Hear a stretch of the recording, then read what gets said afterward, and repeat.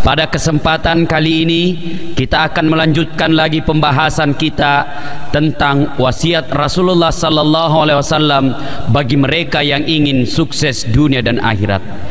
Pada wasiat yang kelima ini Rasulullah sallallahu alaihi wasallam mengamanahkan, jika ingin sukses dunia dan akhirat, wa minal laili fatahajjad bihi, yaitu bangunlah sepertiga di akhir malam untuk salat tahajud.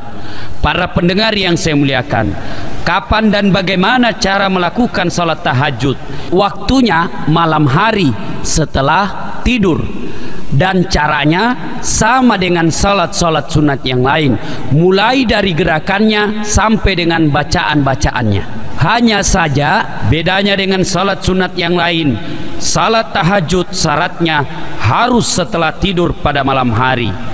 Para pendengar yang saya muliakan, selanjutnya apa sih keutamaan salat tahajud itu? Keutamaan salat tahajud diantaranya, yang pertama, diangkat derajatnya oleh Allah Subhanahu wa Ta'ala. Saya ingin memberikan sebuah contoh. Di kantor ada pegawai yang tekun kerjanya, masuk kerja tepat waktu dan pulang kerja pun tepat waktu. Kerjaannya juga sangat bagus. Kemudian pada hari Ahad dia datang ke rumah pimpinannya, membawa mungkin pisang ataupun membawa kacang-kacangan.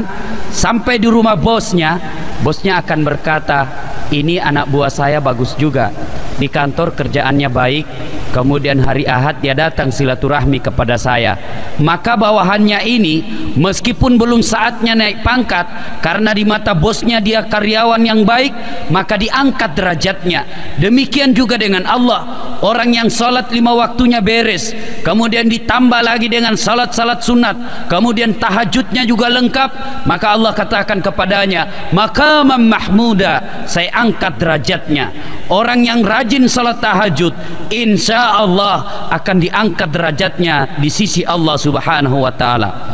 Yang kedua, keutamaan orang yang rajin salat tahajud, dikabulkan permintaannya. Dalam salah satu hadisnya Rasulullah sallallahu alaihi wasallam bersabda, barang siapa yang mendirikan salat tahajud 40 malam berturut-turut, maka dikabulkan apapun permintaannya. Di sisi lain, dalam hadis qudsi Allah katakan, apabila hambaku bangun sepertiga di akhir malam untuk menunaikan salat tahajud dan memohon kepadaku, maka aku malu tidak mengabulkan doanya sebelum fajar. Subhanallah, Allah malu tidak mengabulkan doa-doa orang yang bangun salat tahajud. Para pendengar yang saya muliakan, saya ingin memberikan contoh keutamaan salat tahajud ini dengan mengibaratkan biaya pulsa telepon. Kalau kita menelpon jam 6 pagi sampai jam 18 sore, biasanya bayarannya 125%. Kenapa? Pada waktu tersebut saluran telepon sibuk, hampir semua orang memakai teleponnya. Tetapi pada pukul 23 sampai dengan pukul 6 pagi itu diskon 75%. Kenapa didiskon? Karena saluran sepi, hampir tidak ada orang yang memakai teleponnya, makanya diberikan diskon khusus. Demikian juga dengan Allah, salat 5 waktu hampir semua orang berdoa. Pada hari Jumat hampir semua orang berdoa, mana Pak Botorok berdoa tong. Tetapi ketika salat malam jam 2 jam 3 dini hari, orang pada umumnya tidur, orang lain pada umumnya ngorok, kita bangun sepertiga di akhir malam mengadu kepada Allah, memohon kepada Allah. Pada saat-saat sulitnya itulah Allah memberikan keistimewaan pada ibadah yang kita lakukan. Para pendengar yang saya muliakan, bagi mereka yang ingin dikabulkan doa-doanya, pakailah saluran khusus, dan saluran khusus ini adalah salat tahajud. Saya menghimbau kepada anak muda yang ingin melakukan pelamaran, yang ingin melamar gadis impiannya, bangunlah sepertiga di akhir malam, berdoa kepada Allah. Allah yang mengetahui jodoh kita, Allah yang mengetahui yang gaib. Selesai sholat tahajud 2 rakaat atau 4 rakaat, lebih mulia lagi 8 rakaat, kemudian ditutup 3 witir. Selesai sholat kita berdoa kepada Allah, ya Allah, Engkaulah Zat yang mengetahui yang gaib, Engkaulah yang mengetahui jodoh hamba. Jika si Fatimah cocok bagiku, satukan hatiku dan hatinya, dan berikan kemampuan bagiku untuk mendapatkannya. Engkau Maha tahu ya Allah, jika dia tidak cocok bagiku, jika dia hanya membawa fitnah dan bencana bagi diri dan keluarga hamba, jauhkan hatiku dan hatinya, dan berikan kemampuan bagiku untuk melupakannya. Dan yang lebih penting ya Allah, bukakan pintu hati orang tuanya supaya sedikit juang panaik na minta. Itulah doa bagi orang-orang yang ingin melamar. Pergunakan fasilitas salat tahajud sebelum kita datang melamar. Para pendengar yang saya muliakan, dalam Al-Quran Allah juga mengabadikan keistimewaan orang yang sering salat tahajud.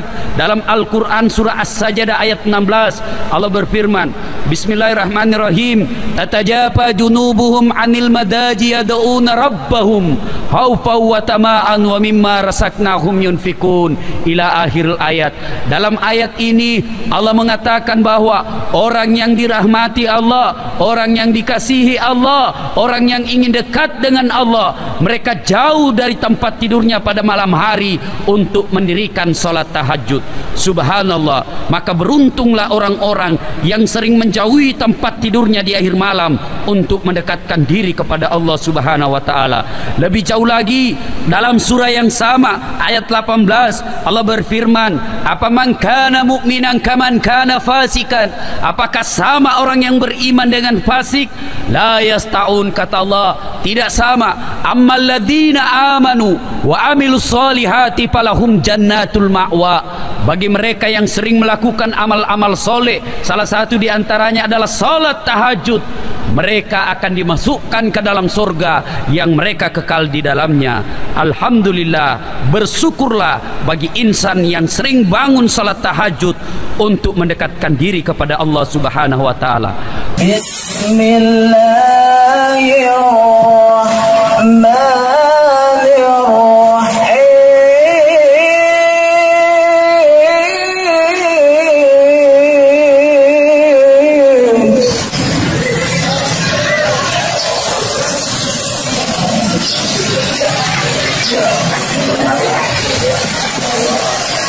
Aqimis salata liduluki samsi ila ghasaqil laili wa qur'anal fajr.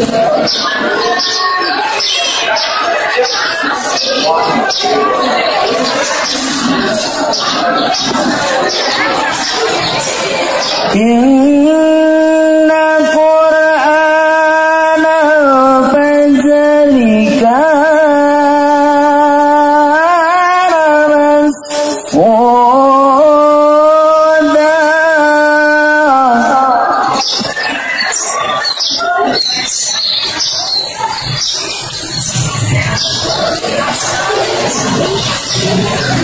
Wa minal layli fatahajjad bihi nafilatan lak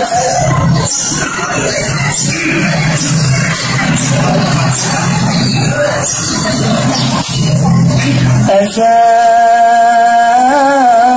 an yab'athaka rabbuka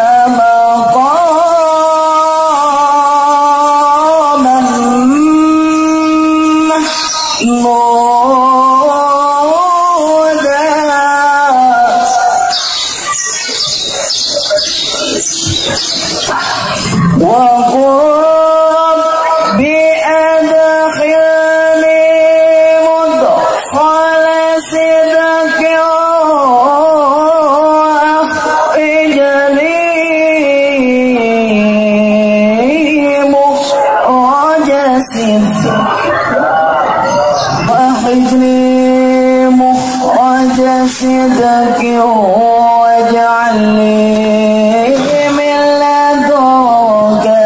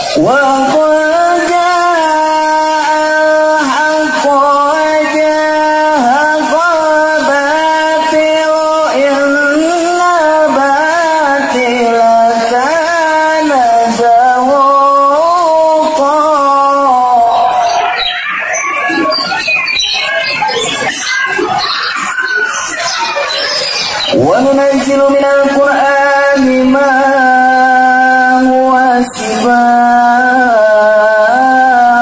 ورحمة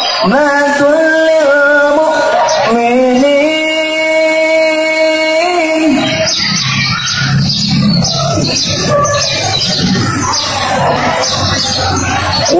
ورحمة للمؤمنين ولا يزيد الظالمين إلا خسارا. صدق